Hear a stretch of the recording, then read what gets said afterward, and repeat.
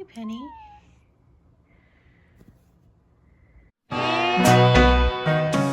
Shake up a martini, pull up a chair, and let's go thrifting. This is Mid-Century Wasted.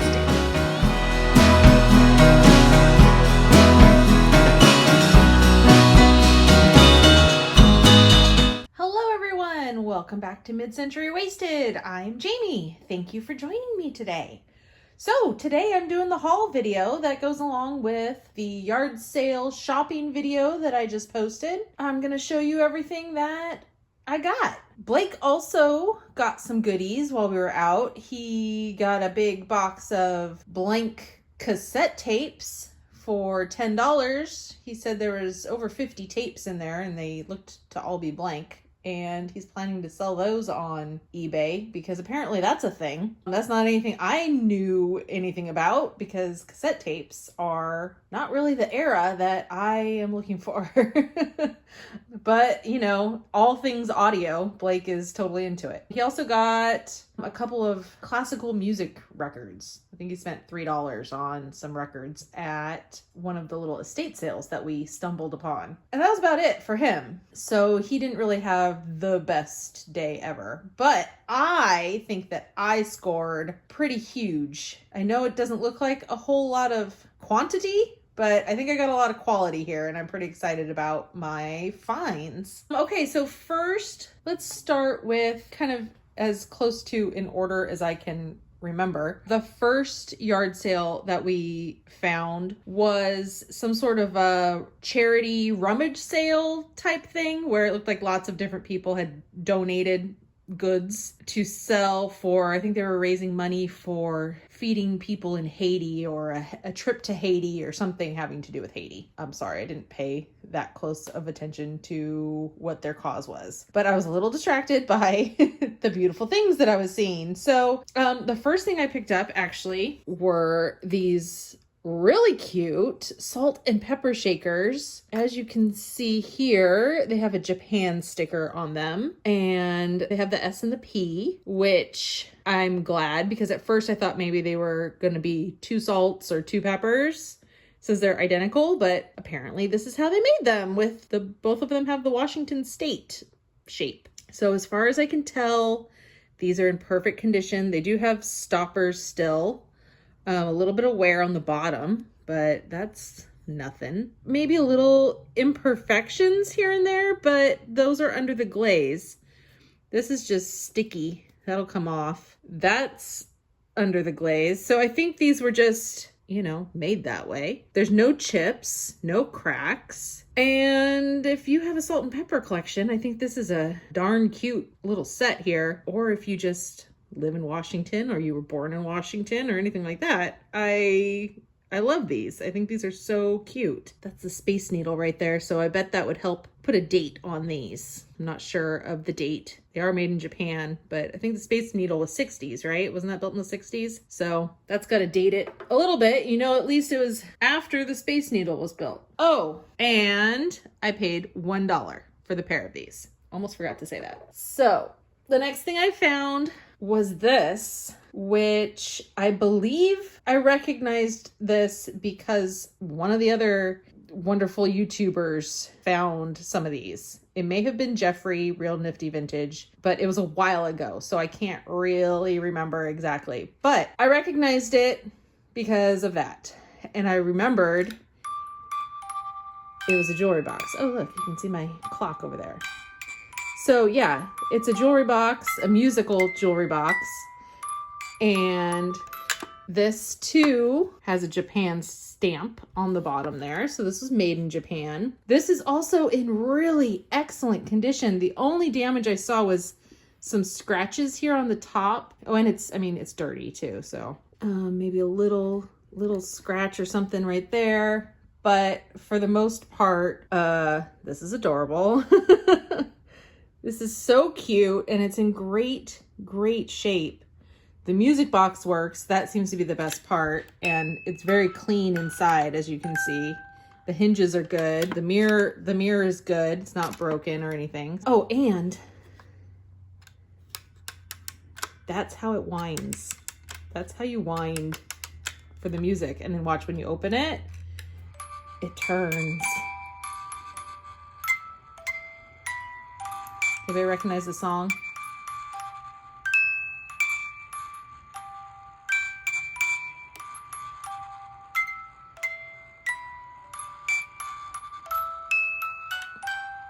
I have no idea what that is.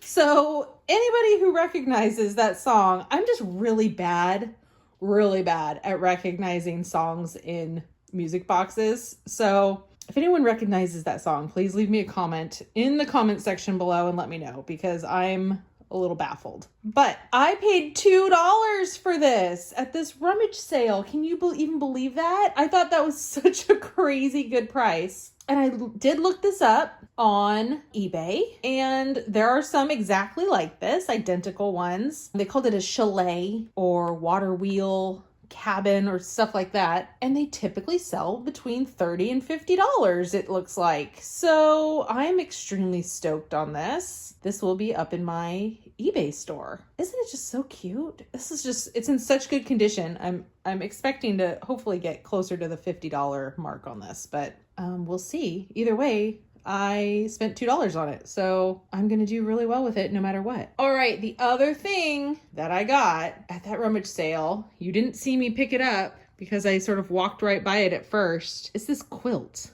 And I'm not going to just pick it up right now. If I remember, I'll do some B-roll and lay it all out and show it to you. This is a hand-stitched quilt. I looked at the stitching really closely. I have never picked up a quilt before, but I know Misty looks for them all the time. Jeffrey looks for them all the time. There seems to be really, I don't know, big money in quilts, but I don't know if I'm going to even sell this, you guys. I love the way this looks. The colors in this quilt, I think maybe because there's so much turquoise. I don't know, the pattern of it with the polka dots. When I really noticed this quilt, I was like, oh my God, that's maybe the coolest quilt I've ever seen. I mean, it was enough to capture my attention. Normally quilts don't capture my attention as much. I'm more of an Afghan kind of gal, but this one just, I don't know, it screamed out to me. I don't know what size this would be, if this is even a bed size, maybe a full, maybe a twin. I'm not really sure. And I haven't measured it, so I don't really know exactly how big it is. I know it's not going to fit on any of our beds, but maybe it's something that I would put at the foot of my bed. Sometimes I'll just put like a throw blanket down at the foot of the bed when it's made. I just don't know. Maybe even on the back of the couch. I really, really, really love this. It does have a little bit of damage. There's a spot where the fabric is kind of coming apart, and then there's this other spot where it looks like somebody colored on it with a marker. And I'm gonna try to get the marker out. I do know some tips and magic tricks to get marker out of things. That's something that I've had to look up having kids. There's a couple different things I can try, but first I'm just going to try just flat out washing it, because if it is like Crayola marker, it should just come right out in the wash. So first I'm going to wash it, and I have a special detergent for vintage linens and things that I'm going to try to use, and then we'll go from there. But I am super excited about this purchase. The price was kind of funny. I brought it up to, there seemed to be many ladies that were working the sale, and I brought it up to one of them, and she was like, how much is the quilt? And she kind of looked at it and she's like, oh my gosh, I don't know, $10? Is that too much? $5? And she was like going down. And then another lady walked up and she was like, well, I don't know, what do you want to spend on it? And I was like, I'll give you $10 for it. That's fine. Like, I was thinking, there's no way $5, like that's way too, I know better than that and this was a charity thing too, you know, it's not, I didn't want to rip them off or anything. So the second lady goes, oh yeah, no, at least $10. And then the first lady turned around to a third lady and said, what do you think on this? $10? And then the third lady was the one who kind of knew more about quilts, it seems like, and she was like, oh, $10. Oh my gosh, there's so much work that goes into those. Oh, she was like, oh, at least 15. You got to get 15 for that. And I was like, okay, I'll give you 15. And I kind of like quickly gave her $15 before, you know, a fourth person came along and said, oh no, that's $30. Like, the price just kept going up. So it went from $5 to $15. I'm fine with spending $15 on it, just because I personally liked it so much. I don't know what I could possibly sell it for. I imagine that if I ever did sell it, it would sell for way more than $15. It would sell for way more than $30. And I would obviously be able to double my money with this, no problem. But for now, that's a keeper because I just love it so much. I want to enjoy it for a little while at least. Okay, then we went to a bunch of sales scattered all around, yard sales and walking inside, estate sales. And I didn't get much else, not from one single place anyway. I don't remember the order of the rest of this stuff, honestly, but I will do I'll just do the Pyrex next. This bowl, this is the Pyrex Autumn Harvest, the mixing bowl, size 403, which, let's see if you'll even be able to see it. Oh, there it is. 403. It's 2.5 quarts. I don't even know because I just know them by the numbers. This is a 403. So this would be the third largest in the mixing bowl set. There's a 401, 402, 403, and 404. So this is the third biggest. Not the biggest. One size smaller than the biggest, however you want to say it. This is not really in good shape. I wasn't thinking that it was. This has lots of chips and stuff, and it's got some utensil marks on the inside.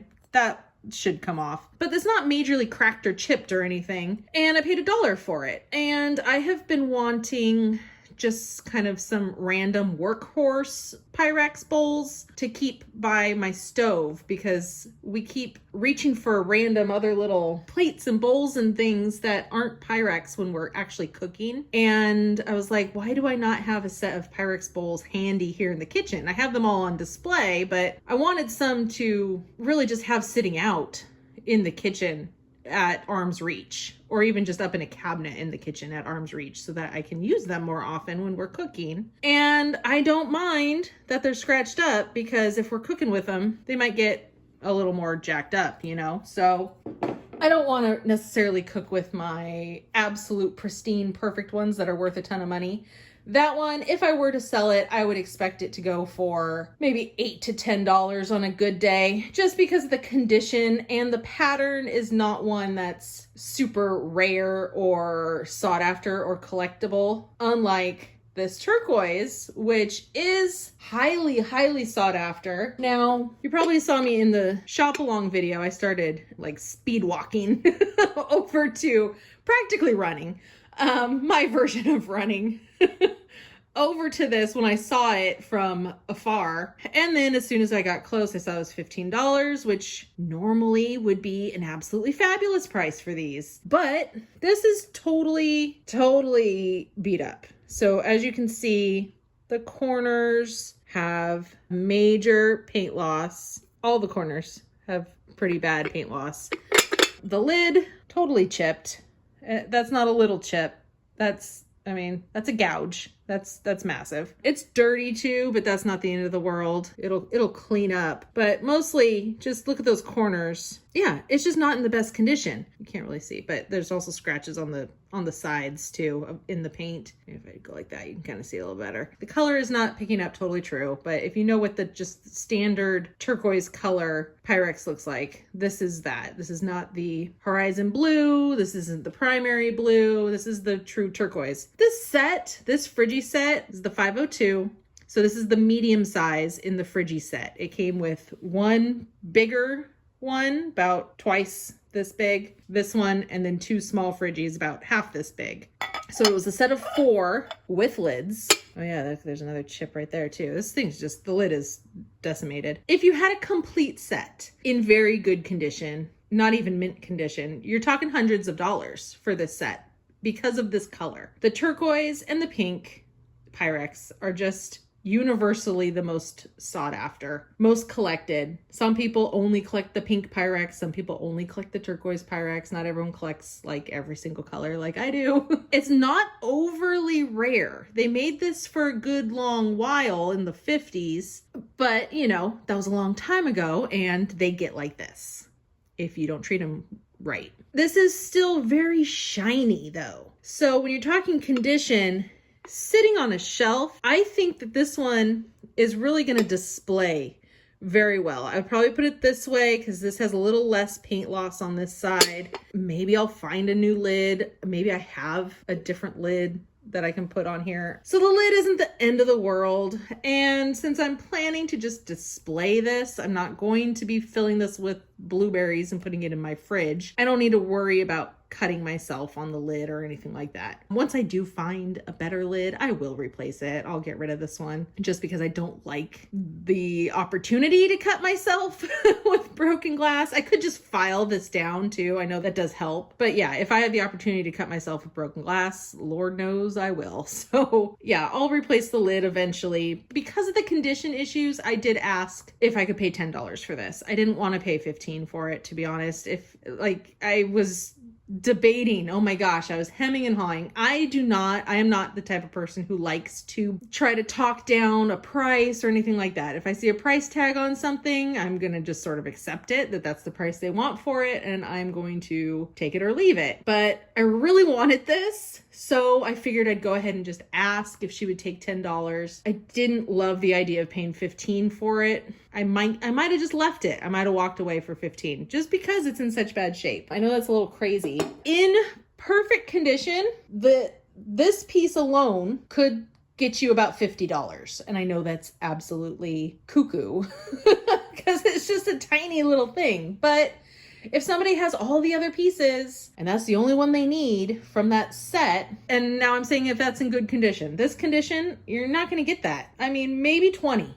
Maybe. But even then, there's so many that come up available in good condition for more than that. Even though they're more money than that, there's so many that come up in good condition. Like me, myself, if I was trying to find just one piece to complete a set, I would want to get one that's in really, really good condition. So I don't know. Kind of doesn't matter because I'm not selling it anytime soon. If I find a minty, perfect condition one, then yeah, I would sell that one, but I wouldn't expect to get more than $20 for it. So that's kind of why I didn't want to spend more than $10, because I prefer to double my money if I'm going to put the effort into selling something.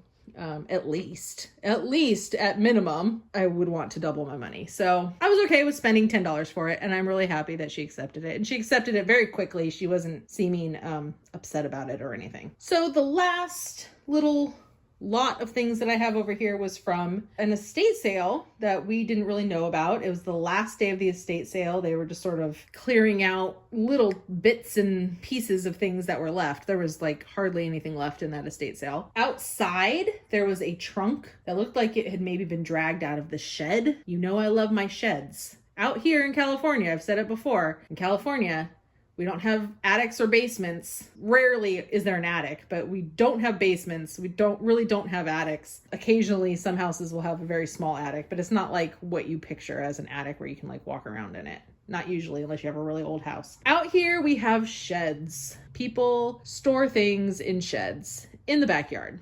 And that's where you will find attic and basement type goodies out here.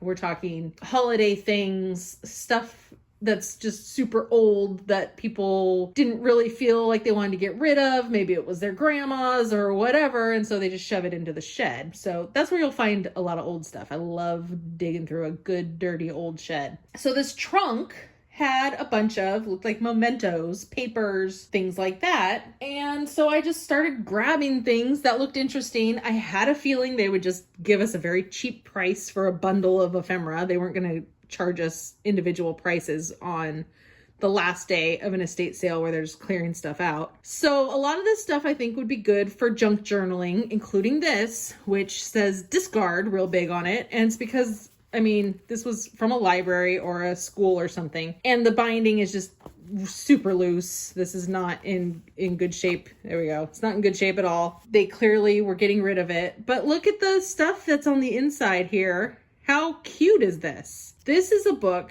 that I don't think I would feel bad at all about taking apart. The inside is in really good shape. These graphics are adorable.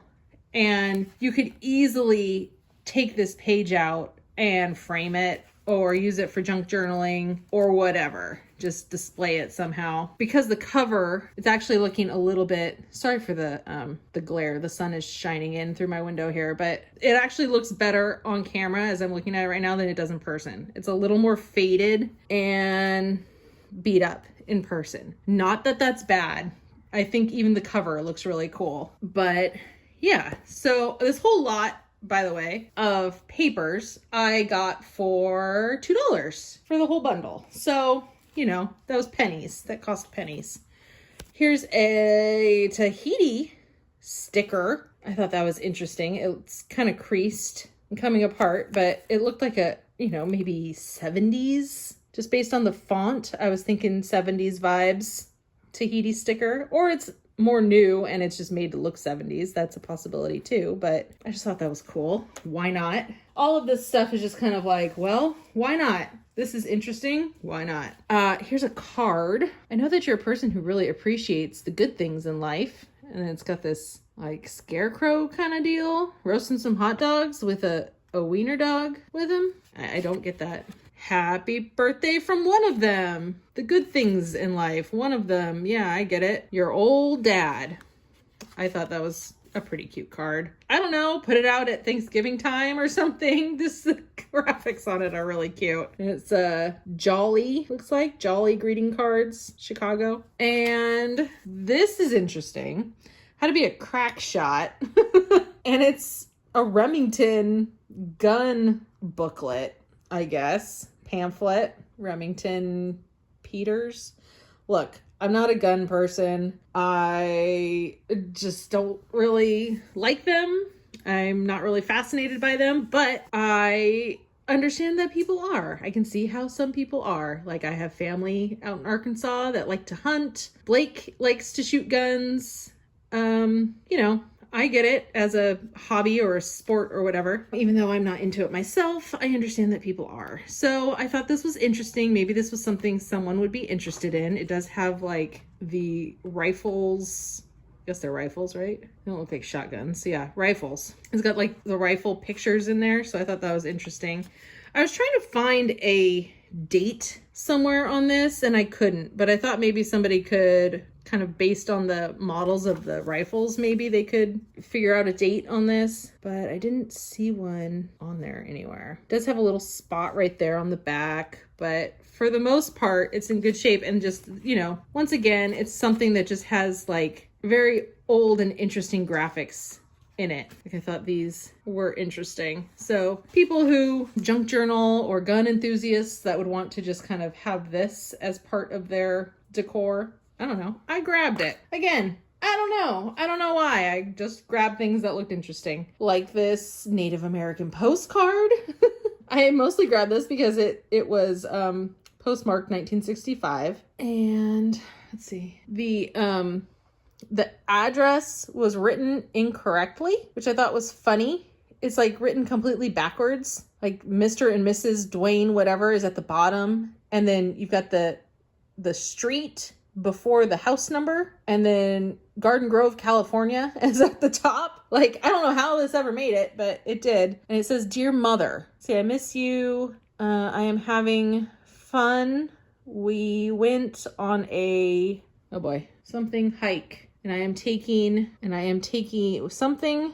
We went on a something hike, night hike. I don't know. And I am taking beadwork in craft. Love, whoever." So to me, this looked like a kid at camp sent their mom a postcard. And I thought that was kind of cute. In 1965. Here's what I thought was called a peachy, but it says cheapy. So I don't know. I thought they were called peachies. I've never heard them called cheapies before. But again, I just thought junk journaling with this one just because of these cute graphics on the front, to be honest. In the back, baseball, you know. I saw this as a junk journaling opportunity. And then it's got useful information. Metric system with US equivalents. Can I just say that I am very for switching to the metric system? I think we're kind of insane in the United States that we don't use the metric system and the rest of the world does. Just saying, not going to get up on a soapbox on that one, but you know, it's kind of ridiculous. The metric system makes a lot more sense too. Here's the last little bits here. I got a random cassette tape, and if I had known Blake was about to find like 50 of them, I probably wouldn't have bought this. But since it was in like a memory box, I have a feeling maybe there's something cute on here, or maybe they recorded off of the radio, possibly. So maybe, whoa. Oh, all right. Well, there goes the case. The case is a little loose. It did that earlier. It's not broken, I promise. Maybe there'll be some interesting songs on there, or maybe it's a voice recording. I don't know. It's a mystery. And Blake does have a tape player, so we will be able to play that and see what's on it. Here's a cute little gift tag, something for baby. Again, the graphics are so cute. With this little gift, you'll find wishes of the warmest kind. Love, Dot. I feel like that says Dot. Or dat. And okay, this card was just pretty adorable. It says, 1-year-old already? 3 little kittens are glad to be here to help make this wish to a baby so dear. Happy first birthday. And it says, love mom and dad. And it said, baby Gary at the top. And there's the marking on the back. It says Charmcraft, I believe. So that was just a little cutie card. These next things are very interesting because they're NASA little pamphlets. Or this one's NASA, this one's Rockwell. North American Rockwell News. I'll get to this in a second. But this is like some sort of a pamphlet. I believe that's 1969. Revised 4/69. I think that's probably April 1969. I haven't looked at this one super closely yet, but you got to know by now. I'm fascinated with space race, man on the moon, walking on the moon, moon landing, all this Sputnik, all this kind of stuff. So yeah, I had to grab this. Okay, so this is super interesting. At first, I saw this kind of timeline, right? So it had 1969, and then it went farther to 1980 and 1990. I was like, oh, okay, well, this isn't very old. And then I realized, as I was looking at it closer, this is the outside, and it's like a little newspaper deal, and it's October 17th, 1969. And I was like, wait, what? So this is the stuff that they were predicting would happen or planning to happen in the future. This is the 1969's version of what was to come. So we've got Space Shuttle Orbiter, Space Shuttle Booster, Space Station. Look at what the space station looks like. That's not quite it. Space Base, Nuclear Stage. Like what? A nuke? Nuke yourself up into space? And then this is the most interesting. Mars Landing Vehicle Concept. And all of that Mars rover stuff is going on right now. So I thought that was really super cool. And read what it says. By 1990, it may be possible to have an Earth orbiting space base made up of space station modules, a scientific base on the moon's surface, and a manned Mars landing by 1990. Well, it's 2021, 31 years after 1990, and we have an unmanned rover on Mars. I mean, there is an International Space Station, so they kind of are right about that. Although this looks like their idea was these sort of like capsules up here come and dock or something. I'm not sure, but I think this is gonna be really fun to read this. Oh yeah, and this was funny too. This is the study concept. Space station will orbit Earth in mid-70s. And this is what the space station was supposed to look like. It's like an apartment with absolutely no scientific equipment whatsoever. It's got like a living room and a shower and a kitchen. I just think that's so funny. I just cannot. So that's fun. That's an interesting little piece of ephemera. And then lastly, I got 3 magazines. There was a bunch of these Time magazines, but I only went for the ones that were, 60s or earlier, just because I don't think they're worth a ton of money. And I have so many magazines, you guys, seriously. So I thought this one was cool because once again, we're talking space, travel and whatnot. This is Rendezvous on the Road to the Moon. And you look at the date, December 24th, 1965. So we had not been on the moon yet. This one is something to do with President Johnson in 1963. Well, okay, wait, was Kennedy just recently assassinated? When was he assassinated? Wasn't it November? I think it was. So maybe this has something to do with that. I'm not sure. Oh, we got a cool ad though. Look at that. It's a color TV ad with Santa on it. That's a good one. I've not looked through for all the ads yet or anything like that. And then last but not least, we have the Race for the Moon. And I'm assuming that's USA and Russia or Soviet Union, whatever it was at that time. 1968, December. We were almost there. It was, what, July of 69? So we were 6-7 months away. But yeah, I thought that cover was pretty iconic. Oh, look, there's cigarettes on the back. Of course there are. Let's see if there's anything that pops out at me real quick here. Oh, my. Alrighty. Oh, look. The perfect gifts. You can't get any closer. Norelco shavers. So there you go. That was the haul from yard sale day. It was fun. I feel like I got a bunch of fun little things. I'm especially excited about my quilt. I really am. I mean, and the Pyrex, of course. The Pyrex, we cannot discount the Pyrex, but I've never gotten a pretty patchwork hand-stitched quilt before, so I'm excited about it. No idea. Hey Siri, what song is this? Oh. Yeah. Oh yeah. I know the song. 1993. Okay.